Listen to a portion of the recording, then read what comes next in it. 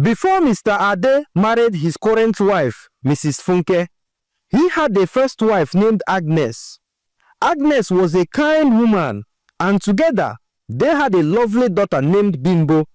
Sadly, when Bimbo was just 10 years old, her mother fell ill and passed away. The house became cold and quiet. Mr. Ade was heartbroken, but he had to stay strong for Bimbo.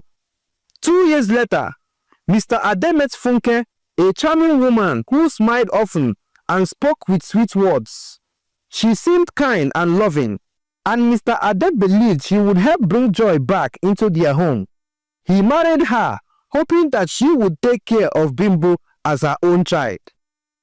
At first, life with new wife, Mrs. Funke, was peaceful. She smiled at Bimbo, called her my dear, and helped her with homework. She would say, "Don't worry, Bimbo, I'm here for you. You will never lack anything." Mr. Ade was overjoyed. He thought to himself, "God has given me another chance, a second mother for my daughter, a second happiness for my home." For a while, everything seemed fine. Then, everything changed. It started slowly. Mrs. Funke gave birth to her first child, a boy named Dayo. The house celebrated. Mr. Ade threw a naming ceremony. The compound was full of friends, family, and music. Bimbo, only 12 at that time, helped serve guests. She smiled and danced, happy to be part of the family. But something about Mrs. Funke's eyes had changed. She no longer looked at Bimbo with the same love. She began to speak less and less to her. The gentle touches stopped. The smiles faded. Bimbo didn't understand why. Soon, after Mrs. Funke gave birth again, this time to a girl named Titi, that was when the real trouble began. Mrs. Funke completely changed. She stopped including Bimbo in family outings. When buying clothes, she would buy only for Dayo and Titi. On birthdays, only her children received gifts. If Bimbo dared to complain, she would say, "Be grateful, I even let you stay in this house." Bimbo's clothes were handed down from Titi. Even though Bimbo was older, she was given the smallest portion of food. Her bed was moved to the storeroom. She ate alone, laughed alone, cried alone. And the worst part, Mr. Ade never saw it. When he was home, Mrs. Funke acted sweet. "Bimbo, have you eaten?" she would ask in front of him. "Come, my dear, sit near me," she would say, pretending to pat the seat beside her. And Mr. Ade, blinded by her acts, believed everything was fine. But the moment he left the house for his business trips, Mrs. Funke would drop her mask. "Useless girl," she would hiss. "Why are you still here?" One afternoon, Bimbo came back from school with a perfect report card. She had come first in her class. She ran to the sitting room, excited to share the news. "Mommy Funke, I came first." Mrs. Funke looked at her from the sofa. Her face was blank. Then she scoffed. "And so?" Bimbo's smile slowly faded. "Didn't I warn you not to call me mommy again? I'm not your mother. Stop acting like I am." Bimbo stood frozen, her heart breaking in her chest. "But I thought..." "You thought wrong," Mrs. Funke snapped. "Your mother is dead. I'm only tolerating you. Don't forget that." Bimbo turned around slowly and walked away. She went to her small room at the back of the house and cried into her pillow. That night, Mrs. Funke told her own children, "Don't play with Bimbo too much. She's different. Don't let her bring her bad luck to you." And as the years passed, the words bad luck became a name. "Bimbo, come and wash your bad luck plates. Bimbo, you've brought bad luck to this house." It never stopped. She was made to cook for everyone, clean the house, and do all the laundry, even Dayo and Titi's clothes. Whenever she complained, Mrs. Funke would say, "Be thankful you are not on the streets. If not for my kindness, you would be begging in traffic." Yet, despite everything, Bimbo never disrespected her. She never shouted back. She never reported to Mr. Ade. She kept hoping, maybe one day, just one day, she will love me again. But that day never came. It was a few days to Easter. The air was filled with excitement in the compound. Neighbors were making plans. Children were singing Easter songs. Some were already packing their bags to travel to the village. Inside Mr. Ade's mansion, the family was also preparing. Mrs. Funke was full of energy, moving from room to room, shouting instructions, pack the foodstuffs, arrange the children's clothes, call the driver to wash the car. Dayo antecedents around the house. With joy, we are going to the village, they sang. They were happy. Bimbo watched them from the corner of the sitting room. She didn't smile. She wanted to ask if she would be going too, but she was afraid. Something in her spirit told her, ask carefully. Later that evening, as they all gathered for dinner, Mr. Ade looked at his family and smiled. This Easter will be special, he said. We will go to the village together and celebrate as one family. He looked at Bimbo with warmth. Bimbo, you've been so helpful around the house. I'm proud of you. You will love the village. It's peaceful. Bimbo's face lit up, but Mrs. Funke suddenly cleared her throat loudly. Eh? Sorry, she said, frowning. But Bimbo is not going. Mr. Ade turned sharply. Why not? She can't follow us, Funke said coldly. Someone has to stay and look after the house. Mr. Ade was confused. Why her? Why can't we just lock the house like every other person? Mrs. Funke raised her voice slightly. Because I don't want her there. The room went quiet. Look, Ade, she continued. Let's not pretend. Bimbo is not one of us. And to be honest, she stinks. That girl always smells like bad luck. I don't want that energy following us to the village. Bimbo's hand began to shake. She looked at her father, praying he would speak up. Funke, this is not right, Mr. Ade said slowly. She's my daughter. Mrs. Funke folded her arms. I'm your wife. I won't feel comfortable with her there. If you insist she goes, I will stay back. Mr. Ade looked at his wife, then at his children, then at Bimbo, who now had tears in her eyes. It was like a war was happening inside him. Finally, he sighed deeply and said, Bimbo, maybe just stay back this time. We won't be long. Bimbo's heart shattered. She fell on her knees. Daddy, please, don't leave me behind. I've never gone to the village before. I want to go. I will behave. I promise. Mrs. Funke hissed. See her begging like a dog. What kind of child is this? Must you follow everywhere? Please, ma. Bimbo turned to her, tears rolling down her cheeks. I will stay quiet. I won't disturb anybody. Mrs. Funke looked at her with disgust. You are not going. That's final. The next morning, the bags were packed. The car was washed. The driver was ready. Mr. Ade tried to look Bimbo in the eye as they said goodbye, but he couldn't. She stood at the gate waving slowly, tears running down her face. Goodbye, Daddy. He turned his face away. The guilt was eating him up. Inside the car, Mrs. Funke smiled. She leaned towards him and whispered, once that girl turns 18, we will marry her off. Let her go and suffer in her husband's house. She doesn't belong here. Mr. Ade didn't respond. His heart was heavy. As they drove off, Bimbo stood at the gate for a long time, watching the dust rise behind the car. She went inside, locked the door, and cried in silence. Why don't they love me? What did I do wrong? She tried to eat, but the food tasted like ash. The house was quiet, too quiet. She walked from room to room, trying to feel normal, but the silence screamed louder than words. The sun was bright that morning. The roads were dry. The air was still. Inside the car, the family drove along the expressway, heading toward their village in Osun State. Mr. Ade sat quietly in the front seat. His hands rested on his laps. His eyes were on the road, but his mind was far away. He kept thinking about Bimbo, her teary face, The way she stood at the gate waving goodbye, the sadness in her eyes, he sighed deeply. Mrs. Funke noticed. "Why are you sighing like an old man?" she asked. "Can't you enjoy the trip?" "I just feel bad we left Bimbo behind," he replied softly. Mrs. Funke rolled her eyes. "Oh, please. That girl is not a child anymore. She's almost 18. It's not a big deal. Let her learn to stay on her own." "But this was supposed to be a family Easter," Mr. Ade said. "She's family too." Mrs. Funke hissed. "She's not my family. She's your late wife's child. I only tolerated her because you begged me. Now she's grown. She needs to go." She looked out the window and smiled.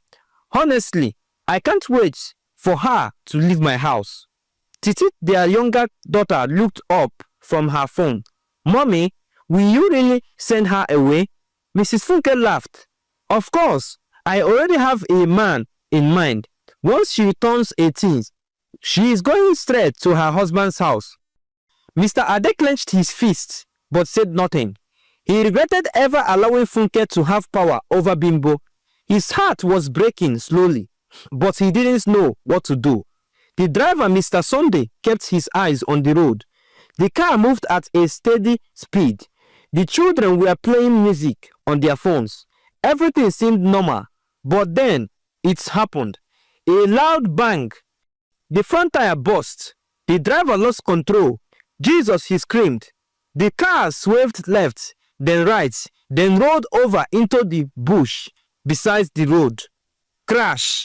Glass shattered. Metal bent. Screams filled the air, then silence. 10 minutes later, passerby began to gather. 2 men rushed forward. "People are inside this car." One of them shouted, "Help me, leave the door." Another car stopped. A woman jumped out.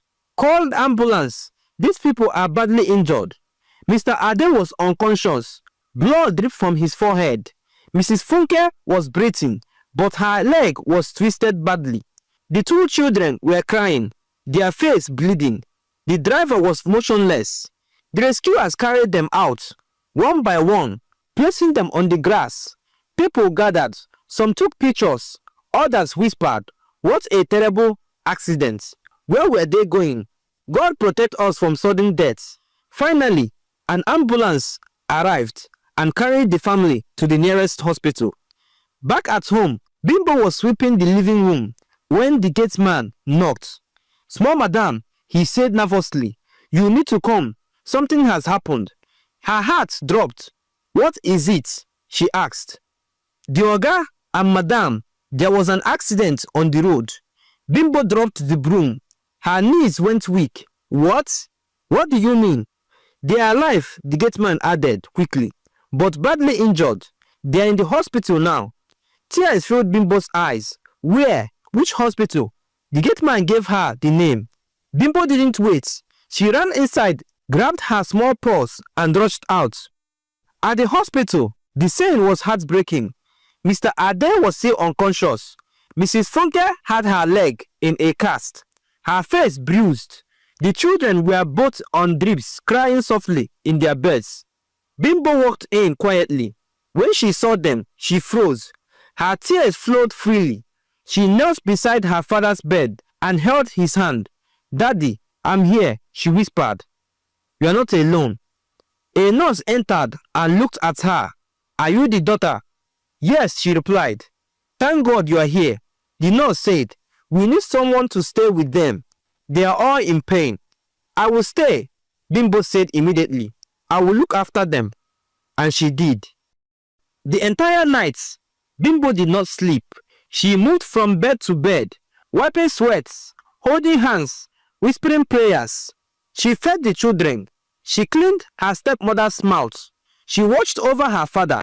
Even though she had been rejected, Bimbo chose love over bitterness. The nurses were amazed.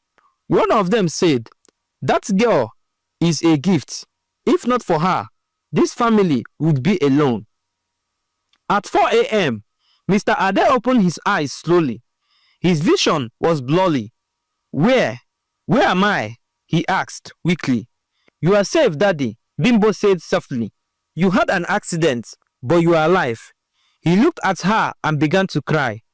"I'm sorry, my daughter," he said. "I should never have left you behind. Please forgive me." Bimbo nodded, tears running down her cheeks. "I forgive you, Daddy."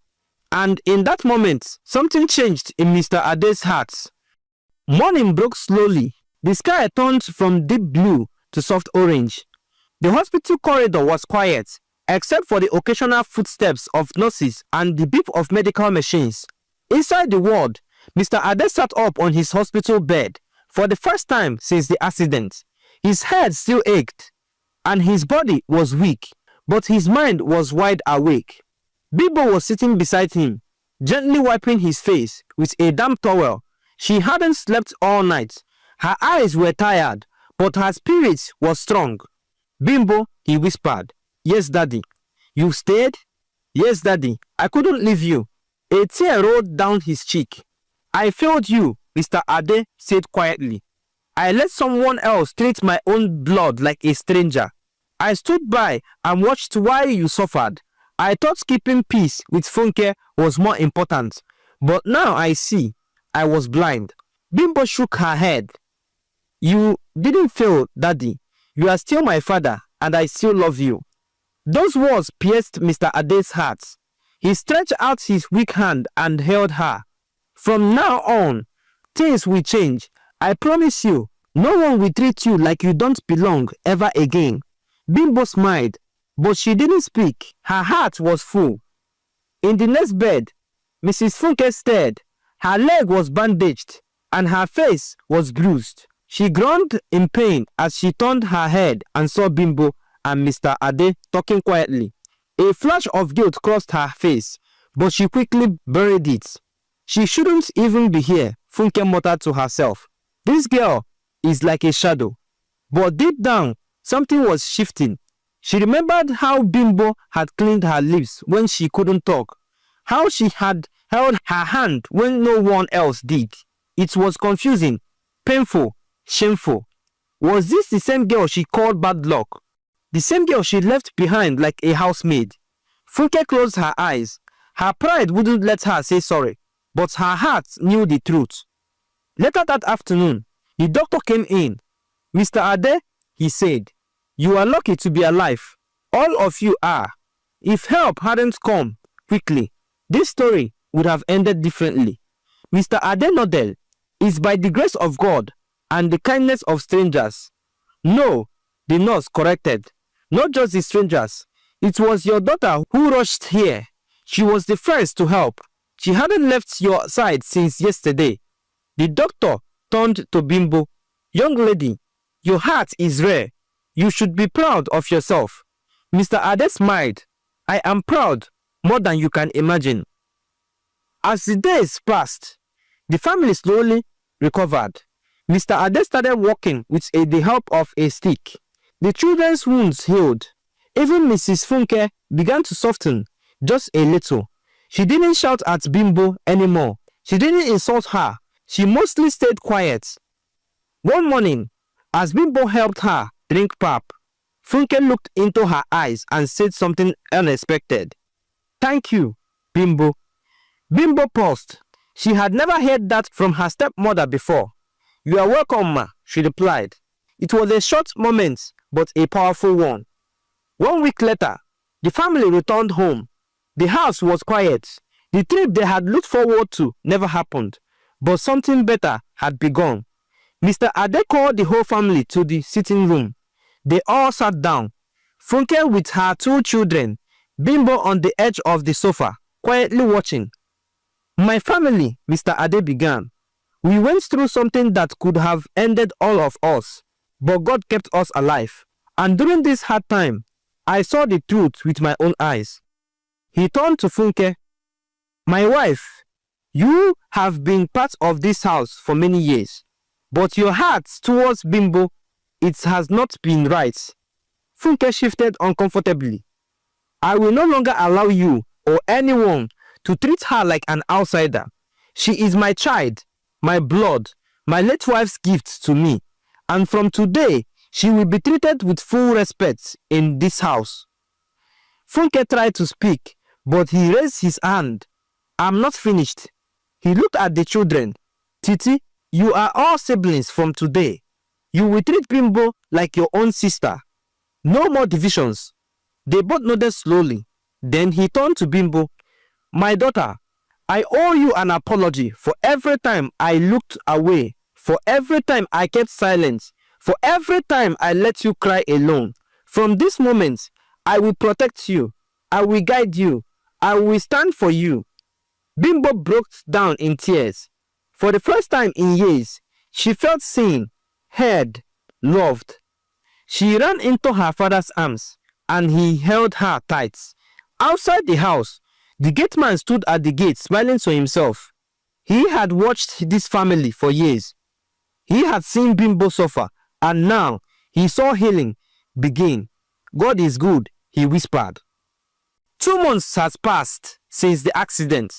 The wounds on their bodies had healed, but something deeper was also changing. The wound in their hearts. The house no longer felt like a battlefield. There were fewer arguments, fewer harsh words, and fewer tears behind closed doors. Mr. Ade kept his word. He became more present in Bimbo's life. He asked about her school, her friends, her dreams. He even started driving her to school himself sometimes, smiling proudly like a father who had just discovered a treasure. Every weekend, he spent time with all 3 children, Bimbo, Titi, and Tomiwa, teaching them chess, reading stories, and taking them out for suya and ice cream. For the first time in a long time, laughter filled the house again, but not everyone was adjusting easily. Mrs. Funke was struggling. She sat on the balcony one evening, watching Bimbo and her kids play a game in the compound. The sound of their laughter hit her heart like a hammer.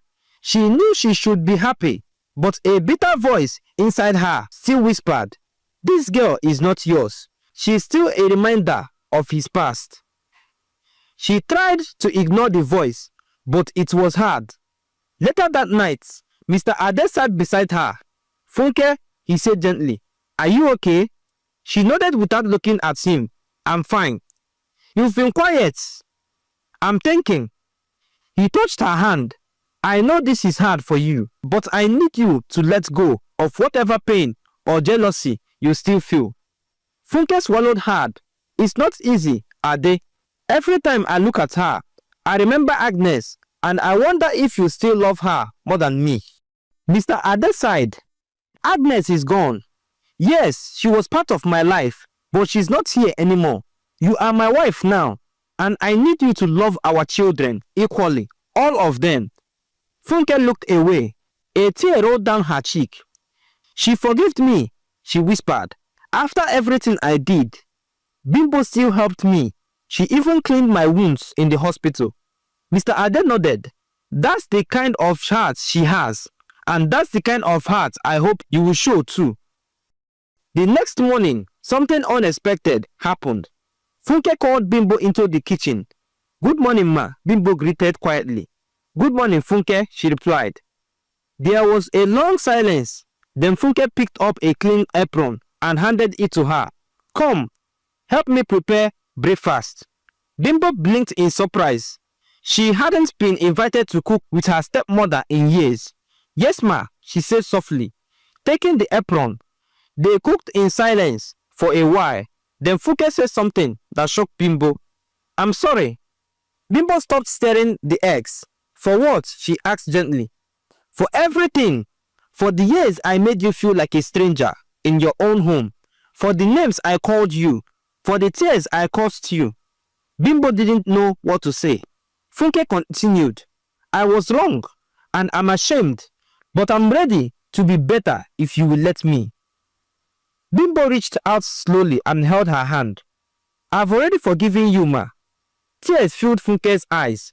From that day, things truly changed. Funke began to treat Bimbo like her own.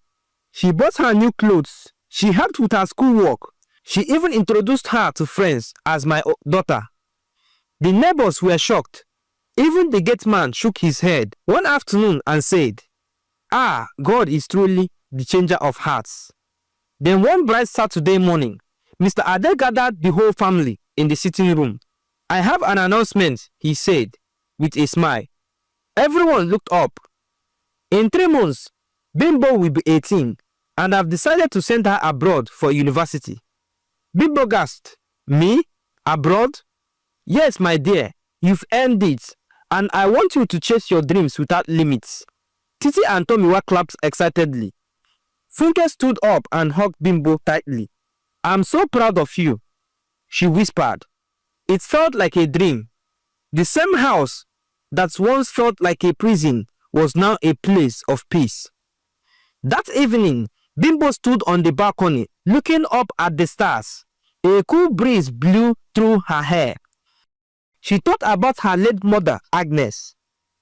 "Thank you, Mama," she whispered. "Thank you for watching over me. I wish you could see us now." And somewhere in the heavens, maybe Agnes was smiling, because what the enemy meant for harm had turned into a testimony. The days rolled by and peace filled the house like never before. Bimbo smiled more. Mr. Ade looked younger. Even Madame Funke was soft, more open, laughing with her children, helping Bimbo with her travel plans for university. But deep inside Funke's heart, a strange shadow began to grow. It started small, a whisper in her thought when she looked at Bimbo. Why was she so calm when they left her behind? Why was she spared from the accident? Could it be something more? One night, Funke sat alone in her room, staring at Bimbo's old childhood photo. The accident kept replaying in her mind. The crash, the screams, the blood, and Bimbo's voice when she visited the hospital, saying, "Thank God I didn't travel." That voice echoed now in her head differently, cold, calculated. Funke shook her head. No, she helped me.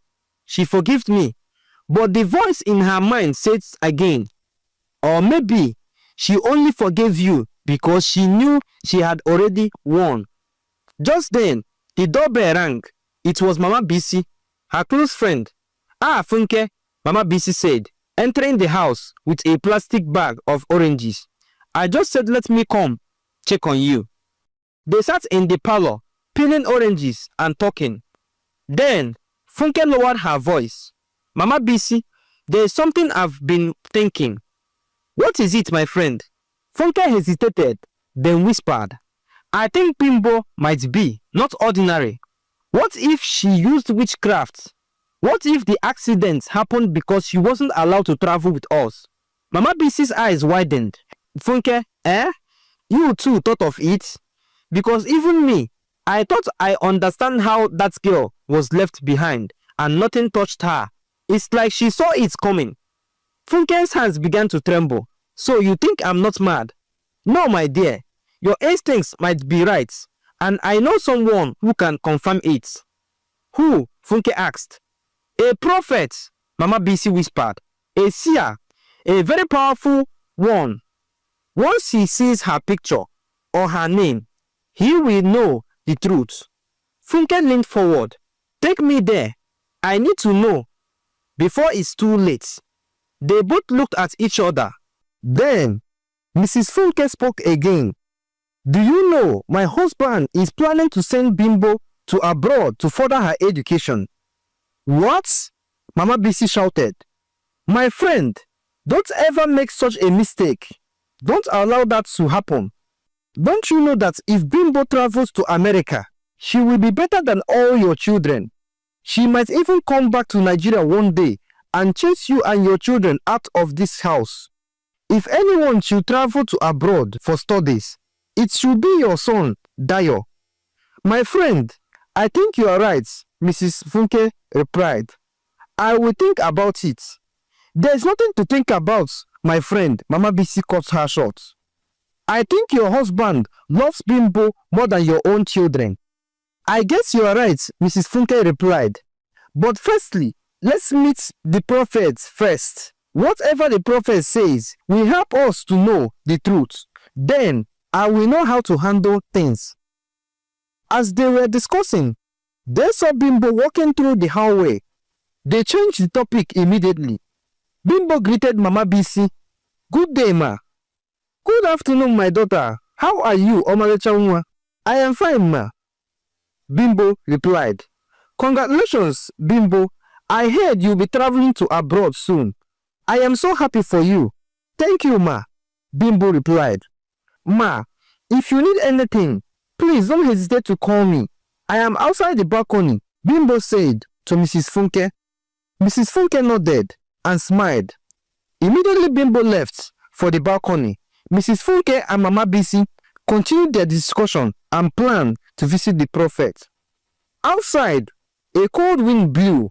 Bimbo was sitting at the balcony reading a novel, unaware that a storm was rising again.